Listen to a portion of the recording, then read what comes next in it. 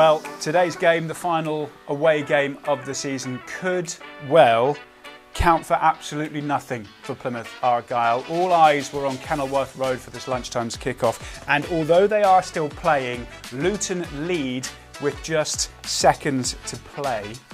So we will tell you if anything changes. But that won't stop the Green Army travelling in numbers to Preston North End, looking to pick up just a second away win of the season. Lots of miles travelled, just £5 a ticket. It was all going to come down to this game. Argyle, knowing they needed to win it, they may still need to win it to sign off on their travels with a win. But will there be an air of disappointment around it against the Preston side themselves, who still have a lot to play for today? Hello, good afternoon. I'm Charlie Price, and this is the pre-match show on Argyle TV from Matchday Live. It was all billed, wasn't it, to be a tumultuous couple of weekends at the end of the season. But because of what has gone on over the past 9 months or so, it meant that Argyle were heading into these final two matches relying on other results to go their way. And it looked as if the one result in which they didn't want to go against them has gone against them, with Luton Town still leading late on in the game at Kenilworth Road against Coventry City. But our attention today is on Argyle's final away game of the season. They're taking on a Preston North End side who themselves have somewhat sleptwalked into a relegation battle. They are not yet safe, and with that result going Luton's way down in Hertfordshire, they well and truly will be knowing that they need to try and get the job done today against Plymouth Argyle. Match passes, both video and audio, are available to purchase online right now. Head to pafc.co.uk to get your pass. Joining me for the afternoon is a former Argyle defender, Brian McGlinchey. Well, we were getting all set up, Brian, for a thrilling afternoon of football, but I mean, we're feeling, I imagine, as a lot of Argyle fans are feeling right at this moment in time. Yeah, I don't think you could have aired what I was talking about five No, minutes ago. We definitely couldn't have. Yeah, absolutely gutted, to be honest. I thought it was really sort of hoping today would be a bit of a nail biter in the sense of we could get 3 points and take it the last day of the season. So absolutely gutted to see that score. I don't know if it's actually finished yet. It just has finished, yes. Okay. It has just finished. So Luton have won. They've beaten Coventry City by a goal to nil. It means that they are 6 points clear of us. I'll just go through the picture at the bottom of the table. 6 points clear of us. Obviously, we are still to play, but the goal difference means that it's almost impossible to catch Luton unless something remarkable happens. And because Derby and Hull are playing each other today, that means that if that is a draw, we won't be able to catch Hull because of the goal difference, so we would effectively be relegated. If Derby win, we wouldn't be able to catch them because of the goal difference, depending on what happened. You know, so effectively, the result that's happened today has relegated Argyle, which is so cruel in the fact that it's happened in this way. Yeah. But it's a season-long thing, and it's sort of been hovering over us for such a long time. Yeah, it has. We've had a few false dawns, haven't we, where we thought we were going to go on a bit of a run, and to be fair, the last couple of home games in particular, we've shown real great impetus in thinking we're going to maybe just take it to the last game of the season. But really, yeah, it's very disappointing. But you're right, it's a whole season, and if you're relying on other teams in the last couple of games of the season, then we've got ourselves to blame in a way. In that sense, you can't rely on other teams. But really disappointing. Yeah, the Argyle players arriving about 20-30 minutes ago. Maybe a little bit more. At this moment in time, they wouldn't have known. They would have still been expecting to come into this knowing they needed to win it to try and stay up. Take us inside their psyche a bit, Brian, here. What will they be thinking now? I mean, presumably they will be made aware of it at some point before the game starts. I would guess they'll probably know, yeah, and I think they'll be really disappointed, yeah. But it'd be very hard to not sort of hide their emotions in a sense. I guess they've got to be professional, be a footballer. Those Argyle fans have paid a lot of money to travel there today, and so they've got to put a performance in for them and for themselves, that sort of professional pride as well. But it's going to be very, very difficult to hide their emotion when they know that they're invariably going to go down. But yeah, it's very difficult. And also the mental aspect, they've been preparing, thinking what an important game this was. So the roller coaster of that, because it is tough when you have to go and perform in a game where there's so much pressure on it and so much riding on it. It's it is tough, that is. So yeah, I wouldn't want to be in one of those players' positions today. No, absolutely not. And with it being so close to kickoff as well, the change in mindset. It's not necessarily a change in mindset. It's a feeling of knowing they're going to battle, as Miran Muzic likes to put it, and they need to get the win. And now, I mean, unless, let's have a look at it. What is it? Unless there's like a ridiculous goal swing. Yeah. But you won't be thinking like that, will you? No, you won't be thinking we can claw back this 20 goals that we need to. That's impossible, isn't it? I think that invariably, I guess the manager will be looking at and seeing, what his players are made of, mentality. He'll be looking at that today. He'll be looking at pride and now the fact that Preston definitely need to get something from the game or win the game, because they're right in the mix now with Luton winning today. So it's over 50 points is going to get teams safe in this league this year. So it's a big points tally, isn't it? So it'd be mentality for me, professionalism. Look, that will be what the manager's looking for.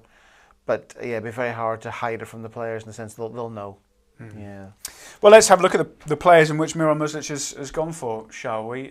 Let's take a look at the Argyle team for this afternoon's game. Rather unsurprisingly, given how well they performed 6 days ago against Coventry, it's an unchanged side.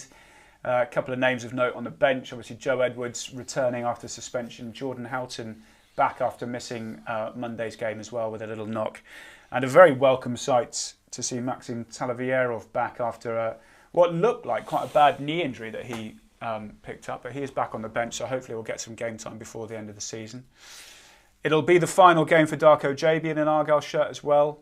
Brian, 2 loan spells here. He's really shone in the last couple of games. But, unsurprising that Miran Muzic had gone for an unchanged side considering. Yeah, when I was sort of thinking about preparing for today, I was thinking there has to be the same team, the 3 up top. They've caused havoc, haven't they? It's a pity we haven't had them for longer in the season. I think that might have been. It's sort of Tijani sort of suits the way Muzic wants to play. He wants to get the ball forward early and play off the second ball.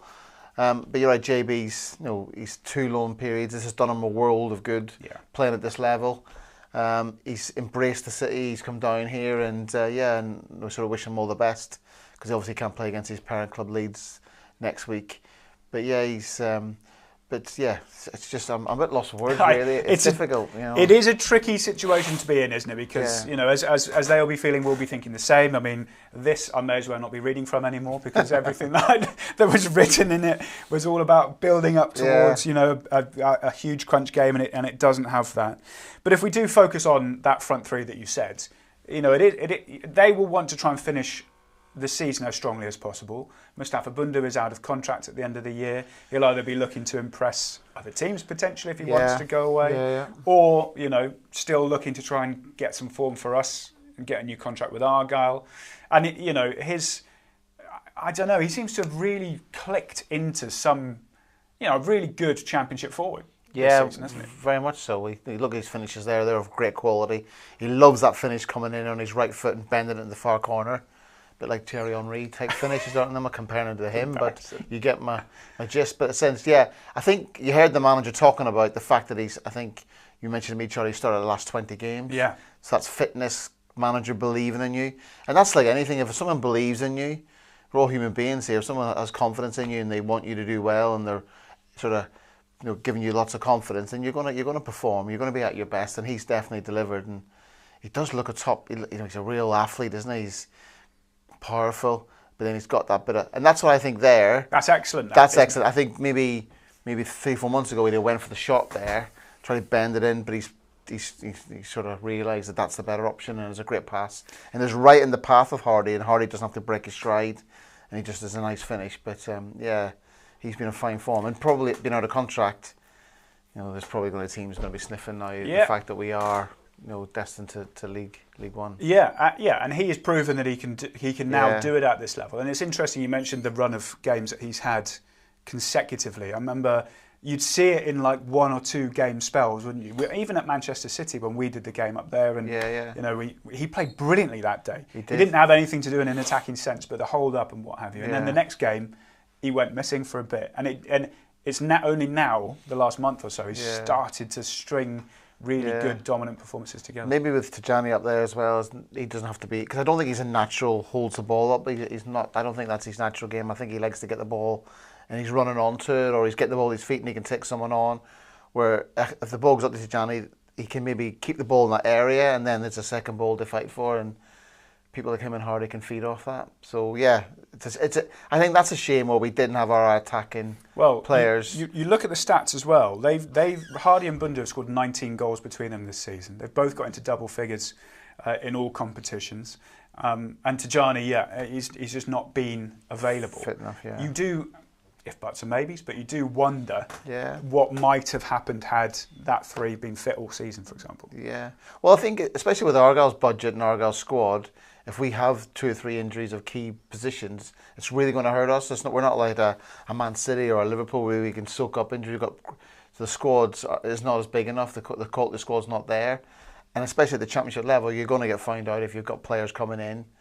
So it's really, really difficult. And especially the way this manager wants to play. He wants to get the ball early, get the ball up top early, and then play off that.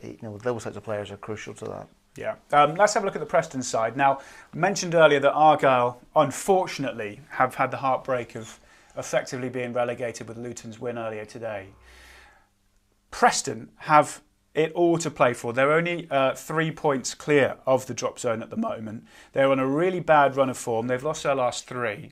And Paul Heckingbottom has made a couple of changes to their sides. One of their star players in attack, Frokjar Janssen, he picked up a hamstring injury in the last game, is out for the season. Emil Rees, their top scorer, has come in to replace him.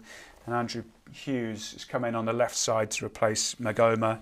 There is also a welcome return to the squad for Ryan Ledson, who's been out for the last month.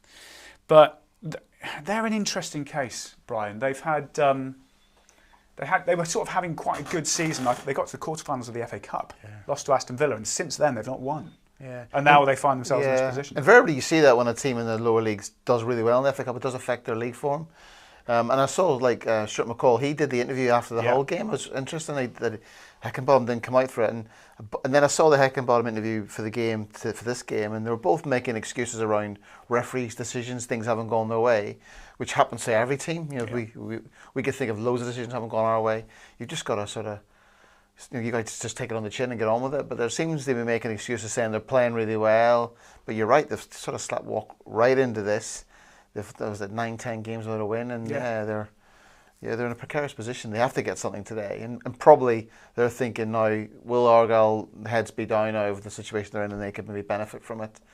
But they're definitely of the opinion that they should not be in this sort of position. But it just shows you how relentless this league is and how good this league is, that any team can be dragged into it.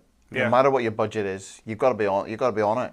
You can't go in sort of carrying anybody in any game. Yeah, there were 2 familiar faces in that Preston team. Kane Kesler-Hayden, one of them. Lewis Gibson, another. He makes his first appearance back against Argyle today. We're just seeing a couple of clips of him playing for Argyle. That assist against Andre Gray. He's got his first goal for the club last weekend for Preston as well. He's a cool customer and a very decent defender at this level. Yeah, I like Gibson because he never gets. I sort of was on the show this morning and I was talking about the fact that he never gets in a race with strikers. He's always reading the situation. He gets there first. Very composed on the ball, and he scored his first goal, didn't he, last week? And yeah, he's a really top player. I love Kesler-Hayden as well. He's my type of player. I like, as a fullback, I like watching players like that, and I think he's got a great career ahead of him. I watched him a few times for Preston, and he looks really comfortable on the ball. He's a good player as well. Shame we couldn't keep him because he was called back from Villa early because they had a few injuries, didn't they? And he's a good player. Yeah, another player that's coming into form as well in front of goal. Right, let's hear from the 2 managers. We'll start with Miran Muslic. Obviously, this was recorded when we could still have feasibly stayed in the division. He was chatting to Rob McNichol. The performance of the lads was just there to give me also this belief and also this confidence. If you see our last performances, Norwich, Sheffield United, also Middlesbrough away, and above all, the reaction and the performance just 48 hours after this heavy knockout against Middlesbrough, against Coventry, that gives us the right confidence, the right mentality, the right also spirit that we can do it. Unfortunately, it's not in our hands. We can't control what happened in the other stadiums, but we can control our performance. We can give again everything and try to be as strong as possible. And if we can get the 3 points, then let's see what happens then in the other stadiums. I guess in some ways the situation somewhat simplifies the task. There's no going there thinking, I wonder if a point's this, I wonder if we can do this. It's go there and win, isn't it? That's the simple message. Yeah. Not that it's as simple as that, but you know what I mean. No, it's a little bit more difficult again with the first whistle of the referee, but actually we are almost used to this kind of scenarios and we reacted pretty well. Norwich was this kind of caliber, we have to win. Sheffield United, we have to win. Even now Coventry, we have to win. And the lads did it. And dealing with this pressure is not easy, believe me. But in the meantime, we just learned also way better to deal with the pressure. And the next pressure game for us is already Saturday, and we will try to have the same approach, the same mindset, the same spirit like the last couple of games, and then we have all the chances to actually grab the 3 points. We probably would have looked at the table a few weeks ago and not thought that Preston would have much to play for at this stage. They were sort of sitting mid-table. They've not been on the best of runs, and it kind of means they're looking over their shoulder for them to have some results. What do you make of them as our host on Saturday? I think the situation clearly changed also for them, being completely out of the danger zone, being almost middle of nowhere, which is a big compliment. They did it fantastic. But then not being able to perform the last 7, 8, 9 games, and suddenly you can get also in this, in a mess.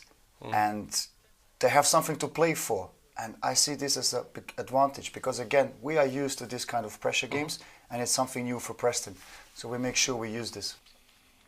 Obviously, that was a chat before the Luton result, and so a lot of the talk in that was about working on emotions and making sure we take it to the last day, a cup final against Leeds, all of that sort of stuff. So not hugely relevant necessarily. But what I wanted to ask you about, Brian, is something he said at the end of the Coventry game, where he was asked whether did he wish he'd been here for longer, and he said, if he was here for the season or a little bit longer, Argyle would have stayed up. Do you go along with that train of thought? Obviously, he's going to say that because it's him, isn't he? Yeah, it's very hard to say that because this league's very, very tough and there's lots of great teams in it. But the one thing I would say, under the previous manager, whilst there was some maybe better flair and attacking play, I think for us the way we can see it, like for instance with our goal difference, for us to be in a position where our goal difference is so way off the pace, just highlights that our defensive setup wasn't right as a team. For us to go to Norwich, get beat 6-1, 6-2, and then go to Bristol City 4 or 5 days later and get beat 5. Yeah. For me, that's something's not right there. Because if you get beat 6, you then go to Bristol City and you shut up shop. So I think the new manager's come in and thought, right, defensively we're not sound enough. We're not. There's too many gaps, and I think he's gone for 5 at the back. And he's gone, right, let's hit people in the transition. If you look at these comments, he's gone, we're better on the transition. We're trying to make set pieces really difficult for teams, and our structure's far more set up. We're far more defensive looking. So sometimes maybe it's not as attractive on the eye, but who cares? If we got results and kept this up, then I think probably the season's just running out. We've just run out of games. I think it's just clicking. I think also it's easy to say that, but I think getting people high up the pitch scoring goals, I think is the key bit. Mm-hmm. Bindu scoring, Hardy scoring, and Tajani coming in and making a nuisance of himself. I think that's probably more of a key. I think personally. Yeah. Well, for Preston, we mentioned that they are well and truly in this relegation scrap at the foot of the table, with just 1 win in their last 11 matches. So, how is their manager, Paul Heckingbottom, feeling ahead of this pivotal game for them? After a difficult Easter weekend, has this week been about regrouping and picking the group up ahead of what is a big game on Saturday? Yeah, I don't think picking the group up's needed. I think I've spoke about this, saying that because with a poor run of results comes different types of questions, people saying different things, but it's like I said, I've just named 3 games there through no fault of our own where we should have had 6 more points minimum.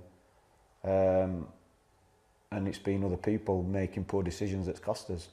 So I've just reminded the players about that, and I think the fans need reminding about that as well, because with the injuries around at the minute, and the players are giving everything, and we've not had the support we've got within the group to get over the line in games. but we've still done more than enough and had it taken away from us in 3 of the last 4 occasions, particularly when we've gone in front by someone else out of our control. Looking at Plymouth, they obviously need a win on Saturday to keep their survival hopes alive. You must be expecting to be coming up against a team really fighting. Yeah, but they're gonna, like I said, we've been fighting and we need the points more than them, I'd say. I'm not bothered about their plight or where they are, and you know, they've been making a real good fist of it. We saw that in the Cup. We're expecting them to come and perform as well as they did against Liverpool, against Man City, against Coventry at the weekend. So, yeah, we need to bring our best game. It's going to be difficult. We're going to have to show patience and still be really dogged and battle as hard as we can in both boxes, because they make it a game of both boxes. And again, the fans need to get behind the lads, because, like I say, we've all been put in this position, and we all need to get ourselves out of it, and we can take care of business on Saturday. Given what's at stake with 2 games to go, both teams know exactly what they need to do to retain the championship status. Does it kind of have that sort of cup tie bite to it, cup tie feel to it? Yeah, and I welcome that. I enjoy that. I think maybe some of our games have been lacking that, not from the effort of the players, but just the atmosphere around the place. I can sense everyone's on edge about this one, which is good, because every game should be like that. You should scrap and fight every game. 3 points, so I could sense, you know, media, fans, everyone at the club, how important this game is, how big this game is. So the atmosphere should be really good, really intense, and we want to make sure that our fans get behind us and give us the best possible chance, because, yeah, it'd be great to take care of business Saturday. Yeah, it is a big game for them, and he mentions the crowd. They've reduced ticket prices for today's game. Okay. It was only £5 as well to get in, so it should be some atmosphere. And obviously for them, this is massive. Yeah. And you mentioned it earlier. Do you have any feeling that Luton game will just work in Preston's favour a little bit more today? I think if you're a human being, it's difficult as a player, for a Plymouth player to go, Argyle player to go out there and be not thinking about what's just happened. I think it's impossible. So potentially it could work in their favour. But you know, I think Music, the type of character he is, he'll be going out with a message going, well, I want to see you've got Argyle fans travelling hundreds of miles today, costing lots of money. Do it for them today. Show real pride and do it. You know, go out with a bang. Really, don't you know? That's for me what I sort of think his team talk will look like. In reality, it's going to be a tough ask, because you say there will be a big crowd there. Preston need at least a point, you know. So yeah, and to see how the game does go. To be honest, I'm intrigued now to see how the Argyle lads do turn up today. But you know, as a professionals, you'd expect them to show up, won't you? Yeah, you would. And there's about 2,000 Argyle supporters that have made the journey up as well. Final away game, you know, they are always there. They haven't been treated too much to any sort of results this season, but maybe they will on the last trip of the season. Right, that is pretty much us done for the pre-match show. We'll be back at half-time to talk through everything that has happened. Remember, if you haven't got your match pass yet, you can find it on our website, pafc.co.uk. Lee Makel, former Argyle midfielder, and Nathan Alban is standing by for commentary. And Argyle's final trip of the season to Preston is next.